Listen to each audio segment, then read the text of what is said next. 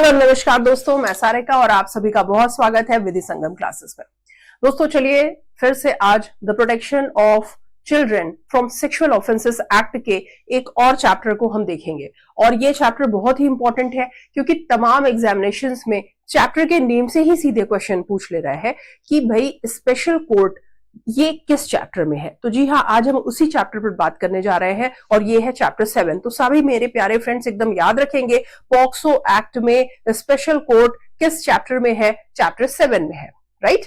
आप चलते हैं इसके अंदर देखेंगे। तो दोस्तों याद रखिएगा कि जैसा मैंने आपको पहले बताया था कि चूंकि ये स्पेशल मामलों पर है, ये जो एक्ट बना है ये स्पेशल एक्ट है, ये बच्चों के लिए है, उनको प्रोटेक्शन देने के लिए है। तो दोस्तों बच्चों और चाइल्ड, बालक के लिए है। चाइल्ड मैंने आपको बताया था सेक्शन 2 क्लॉज डी में यहाँ पे डिफाइन भी है, जिसकी एज क्या होनी चाहिए, बिलो 18 ईयर्स एज होनी चाहिए, तो वो चाइल्ड है। तो दोस्तों अगर वो अपराध करता है या उसके अगेंस्ट अपराध होता है तो इन केसेस में यहां पर उनके साथ जो प्रक्रिया चलनी है, चाहे वो किसी भी रूप में हो, पीड़ित रूप में हो या अभियुक्त रूप में हो, किसी भी रूप में जो प्रक्रिया चलनी है वो स्पीडी ट्रायल होना चाहिए, त्वरित विचारण होना चाहिए, जिससे कि परिणाम जल्दी आ सके। अब इसके लिए क्या है कि राज्य सरकार, ध्यान रखेंगे कौन डेजिग्नेट करेगा इन स्पेशल कोर्ट्स को, स्टेट गवर्नमेंट करेगी फ्रेंड्स। तो स्टेट गवर्नमेंट करती है, स्पेशल कोर्ट्स डिस्ट्रिक्ट में डेजिग्नेट करेगी, उनका गठन किया जाएगा। और वो भी कैसे करेगी, तो राज्य सरकार अकेले नहीं करेगी बल्कि हाई कोर्ट, जो राज्य का हाई कोर्ट होगा उसके चीफ जस्टिस से, केवल हाई कोर्ट नहीं बल्कि चीफ जस्टिस से कंसल्ट करके यानी सलाह करके करेगी स्पेशल कोर्ट का गठन। किस लिए, पर्पस क्या है, स्पीडी ट्रायल हो सके, त्वरित विचारण हो सके। तो आज चल रहे हैं इसी चैप्टर को देखने। तो चैप्टर को पहले तो ऐसे ही याद रखिएगा कि ये बहुत इंपॉर्टेंट है। और अब हम चल रहे हैं, जैसे मैंने आपको बताया, the protection of children from sexual offences act 2012 का दोस्तों ये है चैप्टर 7। कौन सा चैप्टर है भाई, याद रखेंगे 7 है, 7, राइट। और ये इसका सेक्शंस का ग्रुप क्या है, तो ये है 28 से 32 तक, धारा 28 से लेकर 32 तक में ये पूरा चैप्टर है, जिसमें कि स्पेशल कोर्ट्स के बारे में बात की गई है, क्या पार होंगी, है ना, कैसे वर्क करेगा, कैसे इसका डेजिग्नेशन होगा, ये सारी बातें। तो first section is section 28 which is designation of special courts, यानी विशेष न्यायालयों का पदाभिहित किया जाना, राइट। और कौन करेगा, तो आपको यहाँ का सबसेक्शन 1 बताता है इसमें कि किस पर्पस के लिए, तो for the purpose of providing a speedy trial. कैसा trial, speedy trial, the state government shall in consultation with the chief justice of the high court. याद रखेंगे दोस्तों, किससे, chief justice of the high, कर कौन रहा है भाई, तो कर रहा है स्टेट गवर्नमेंट, कर रही है स्टेट गवर्नमेंट। और कैसे कर रही है, विद कंसल्टेशन। तो ये कंसल्टेशन कर रही है, किससे कर रही है भाई, ये कंसल्टेशन कर रही है चीफ जस्टिस से। और चीफ जस्टिस किसके, हाई कोर्ट के। किस हाई कोर्ट के, जहां पर वो डिस्ट्रिक्ट है उस राज्य के। तो स्टेट का जो हाई कोर्ट होगा उसके चीफ जस्टिस से सलाह करके स्टेट गवर्नमेंट करेगी। तो notification in the official gazette, और इसकी भी नोटिफिकेशन निकाली जाएगी ऑफिशियल गजेट में, किसके लिए, हर डिस्ट्रिक्ट के लिए, for each district, her district के लिए। और जहां कहीं पर सपोज नहीं हो पाया है कोर्ट ऑफ स्पेशल कोर्ट का गठन, तो वहां पर फिर कोर्ट ऑफ सेशन या इन मामलों को देखेगा।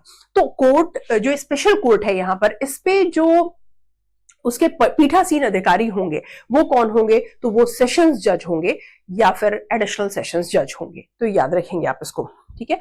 तो district, a court of session to be a special court to try the offences under the act. तो कौन सा कोर्ट होगा भाई, तो कोर्ट ऑफ सेशन होगा, राइट। तो आखिर किसको माना जाएगा स्पेशल कोर्ट, तो ये कोर्ट ऑफ सेशन है। और कौन से कोर्ट ऑफ सेशन में स्पेशल कोर्ट की ये इन मामलों को सुनेगी, इसमें कौन से जज हैं जो इन मामलों को इस समय सुन रहे हैं, तो वो ये फिर यहाँ पर ऐसी कोर्ट में गठन होगा। और ये जो जजेस होंगे या तो फिर ये सेशंस जज होंगे या फिर एडिशनल सेशंस जज होंगे। तो ये आपने देखा सेक्शन 28 इस बारे में बात करता है।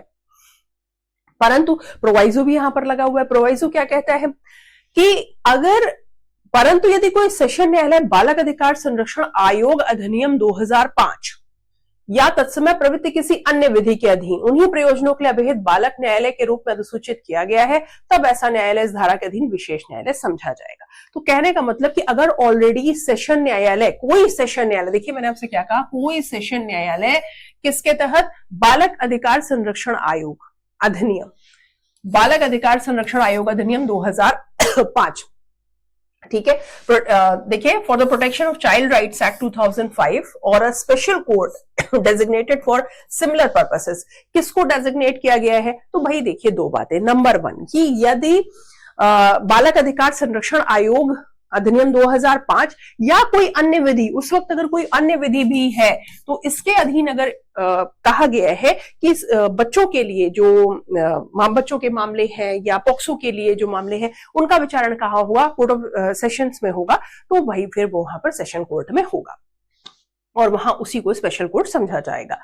अवैध बालक न्यायालय के रूप में सूचित किया गया, तब ऐसा न्यायालय इस धारा के अधीन विशेष न्यायालय समझा जाएगा। तो प्रोवाइजो सिंपल सी बात यही कह रहा है कि ऐसे तो स्पेशल कोर्ट का डेजिग्नेशन किया जा रहा है bye the state government with the consultation of the chief justice of the concerned high court, लेकिन अगर प्रोवाइजो ये है कि इस एक्ट के तहत, कौन सा act, protection of child rights act या कोई अदर लॉ है, उसके तहत कोर्ट ऑफ सेशन को ही कह दिया कि यही स्पेशल कोर्ट रहेगा, तो फिर वही कोर्ट ऑफ सेशन ही इस तरह के मामलों का ट्रायल करेगा। तो ये आपने प्रोवाइजो में देखा। Now next is subsection 2।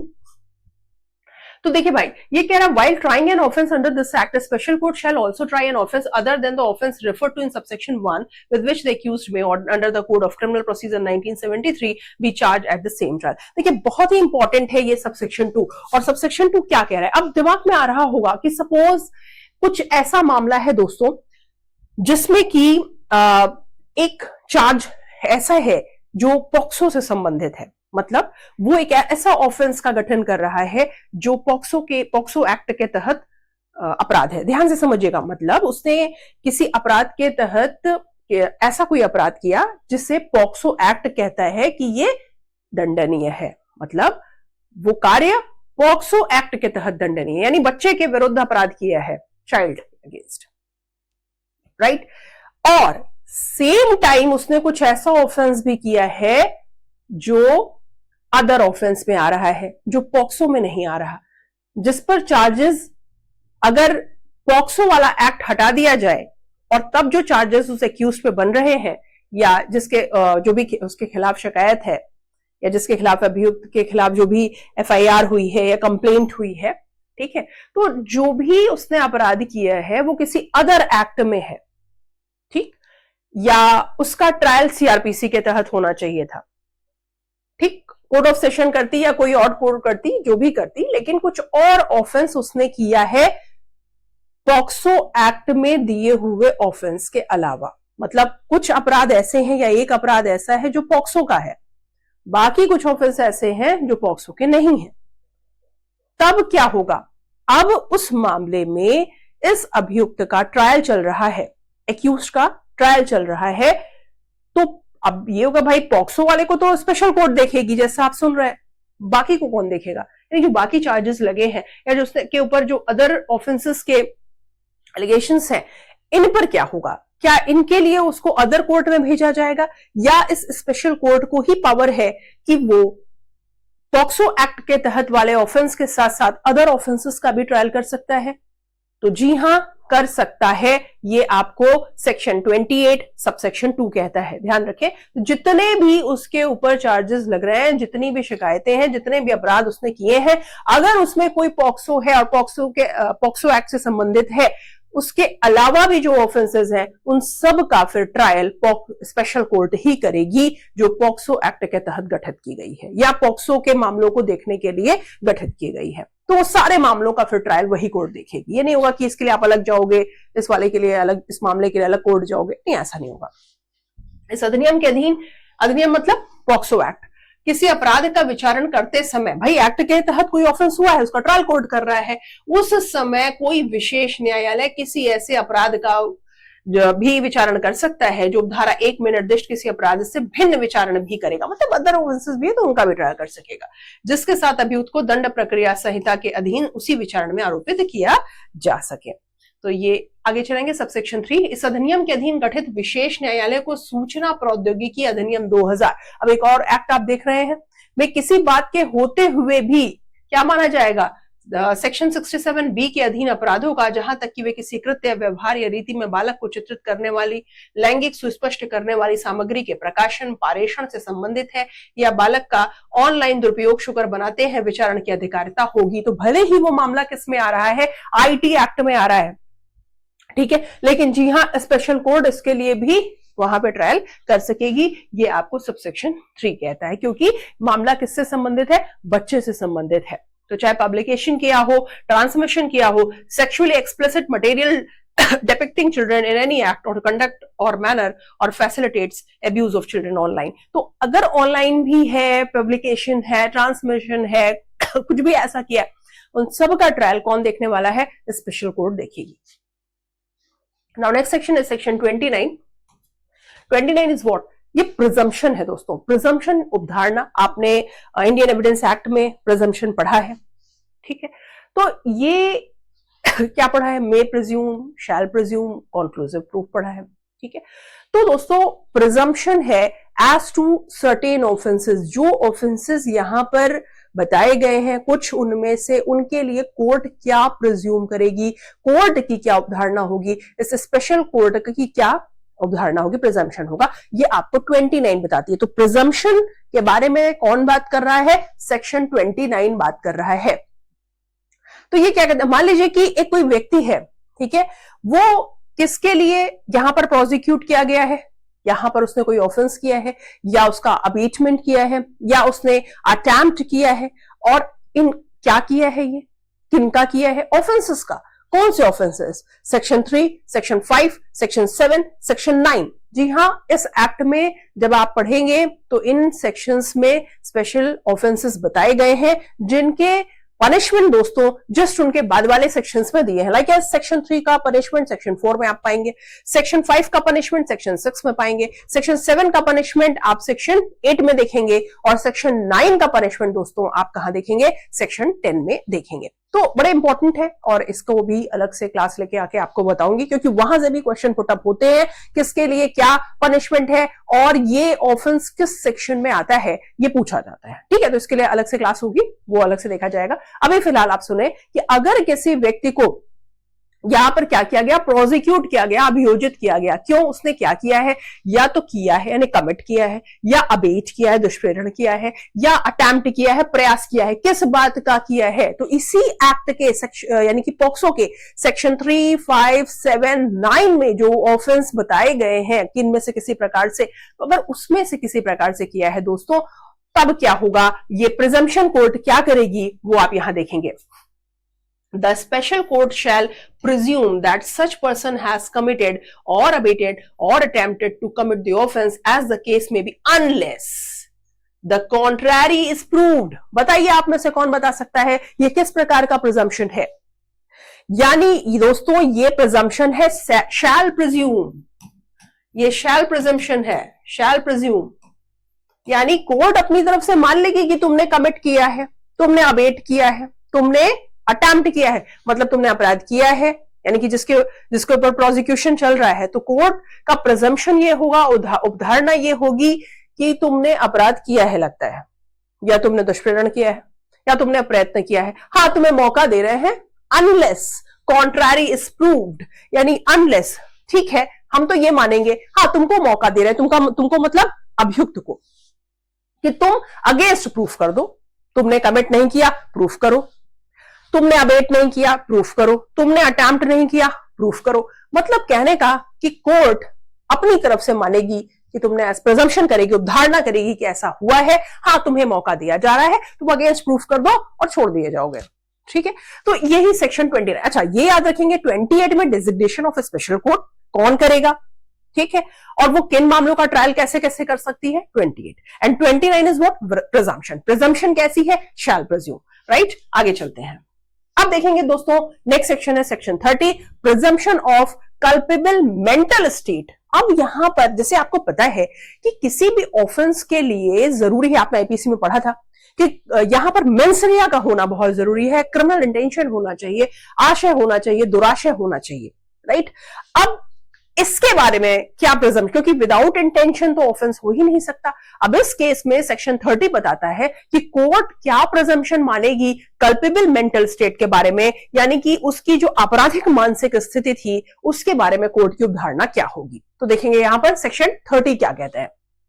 in any prosecution for any offense under this act which requires a culpable mental state on the part of the accused, the special court shall presume. अब ये ध्यान से देखें कैसा presume लिखा है भाई, shall presume, है ना, कोर्ट मानेगी, क्या मानेगी, the existence of such mental state. भाई कोर्ट कहेगी कि हाँ तुम्हारा ऐसा मेंटल कल्पेबल मेंटल स्टेट था, बट तुमको मौका हम दे रहे हैं, but it shall be defence for the accused to prove the fact that he had no such mental state. अब यहां पर जो अभियुक्त है उसको मौका दिया जाएगा, चांस दिया जाएगा, उसको प्रतिरक्षा करने का मौका दिया जाएगा, डिफेंस का मौका दिया जाएगा कि तुम क्या कर सकते हो, तुम प्रूव कर सकते हो कि भाई मैंने ऐसा ऑफेंस नहीं किया है, मेरे खिलाफ झूठी शिकायत है, झूठी एफआईआर है, या झूठा प्रोसिक्यूशन, मतलब जो प्रोसिक्यूशन चल रहा है इस पे कोई आधार नहीं है, मैं अपराधी नहीं हूं।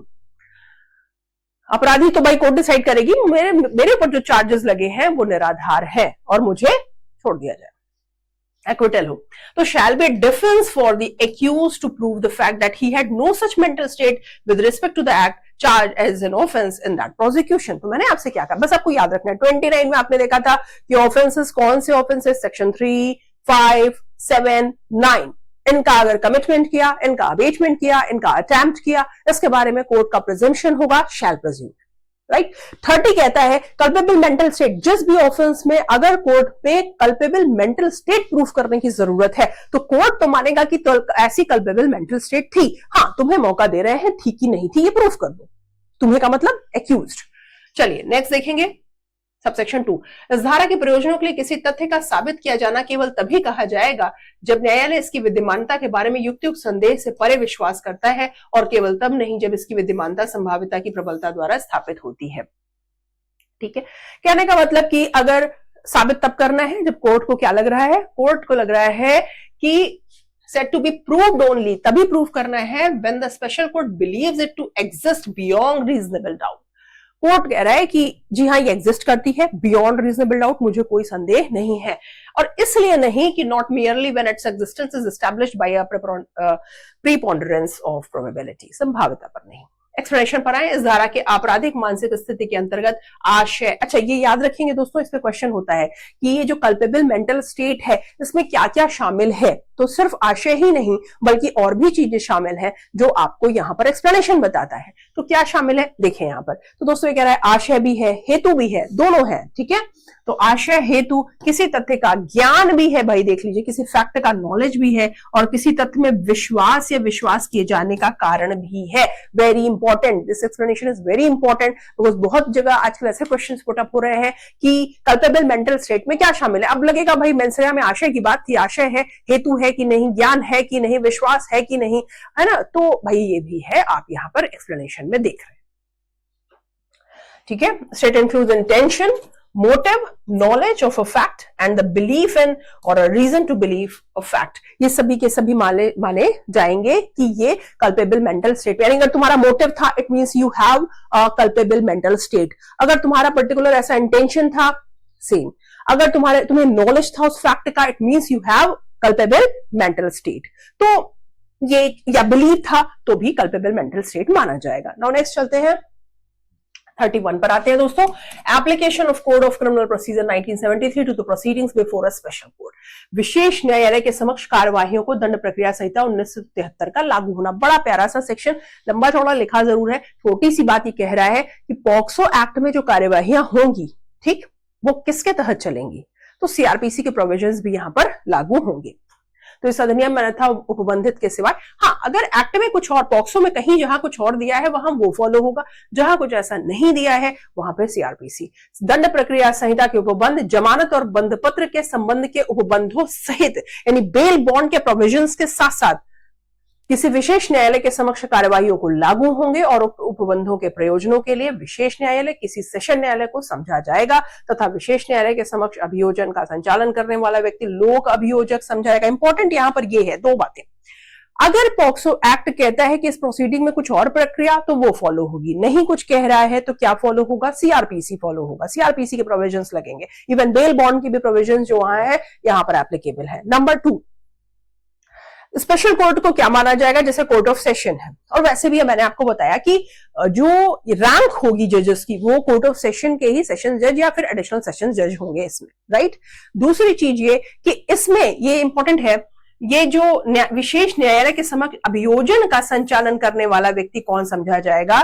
तो देखिए, court of session and the person conducting a prosecution before a special court shall be deemed to be a public prosecutor. तो भाई जो कंडक्ट कर रहा है प्रोसीडिंग को कहां पर? स्पेशल कोर्ट के सामने, दोस्तों उसे क्या समझा जाएगा? शैल be deemed a public prosecutor, लोक अभियोजक, 7 साल का एक्सपीरियंस। चलिए भाई आगे चलते हैं। 32 आते हैं, which is the last section of this chapter 7, which is a special court. 32 क्या है? Special public prosecutors. अभी मैंने बात की आपसे कि जो स्पेशल कोर्ट के सामने प्रोसिक्यूशन कंडक्ट कर रहा है, कौन क्या कर रहा है? प्रोसिक्यूशन कंडक्ट कर रहा है, उसको क्या समझा जाएगा दोस्तों? उसको समझा जाएगा विशेष लोक अभियोजक, यानी कि स्पेशल पब्लिक प्रोसिक्यूटर। और इसके लिए फिर देखिए नेक्स्ट सेक्शन 32 यही बात करता है। तो कौन इनको डेजिग्नेट करेगा? कौन करेगा? जी हाँ, स्टेट गवर्नमेंट ही करेगी। बहुत अच्छे से ध्यान रखेंगे। 32 special public prosecutor, state government shall by notification in the official gazette appoint a special public prosecutor। तो अपॉइंट यहां पर पब्लिक प्रोसिक्यूटर होगा, ठीक है। और कोर्ट, स्पेशल कोर्ट को डेजिग्नेट किसने किया था? उसका कॉन्स्टिट्यूशन किसने किया था? जी हाँ, स्टेट गवर्नमेंट ने किया था, लेकिन with the consultation of the chief justice of the high court, ठीक है। अब ये जो स्पेशल पब्लिक प्रोसिक्यूटर है, इसमें चीफ जस्टिस के कंसल्टेशन की बात नहीं है, ओनली स्टेट गवर्नमेंट करेगी, अपॉइंट करेगी एक स्पेशल पब्लिक प्रोसिक्यूटर को फॉर एवरी स्पेशल कोर्ट। तो जितने भी स्पेशल कोर्ट्स बनाए गए उन सबके लिए क्या होगा? पब्लिक प्रोसिक्यूटर अपॉइंट होगा, every special court for conducted cases only under this provisions of this act. तो भाई आगे चलते हैं, देखेंगे sub section 2। A person shall be eligible to be appointed as a special public prosecutor under subsection 1 only if he had been practiced for not less than 7 years as an advocate। भाई आप में से जो भी advocate, हम में से सभी में से जो 7 साल की वकालत पूरी कर चुके हैं अपनी, वही बन सकते हैं, राइट? सकते हैं, उस 7 साल से कम वाले नहीं, यानी उनकी प्रैक्टिस कम से कम भाई 7 इयर्स होनी चाहिए, ये एक्ट ही कह रहा है। और कौन सा सेक्शन? सेक्शन 32 कह रहा है दोस्तों। Section 32 last section of this chapter 7 subsection 2, ठीक। इनका अपॉइंटमेंट कौन कर रहा है? स्पेशल पब्लिक प्रोसिक्यूटर्स का ये कर रही है स्टेट गवर्नमेंट। और क्या एलिजिबिलिटी होनी चाहिए? एडवोकेट हो, और भाई प्रैक्टिस कम से कम तुम 7 साल कंप्लीट कर चुके हो, ठीक है। तो ये आपने यहां पर देखा। अब आते हैं नेक्स्ट सबसेक्शन पे, subsection 3। Every person appointed as a special public prosecutor under this section shall be deemed to be a public prosecutor. और जो स्पेशल पब्लिक प्रोसिक्यूटर होगा उसको पब्लिक प्रोसिक्यूटर समझा जाएगा with in the meaning of clause you of section 2 of the CrPC.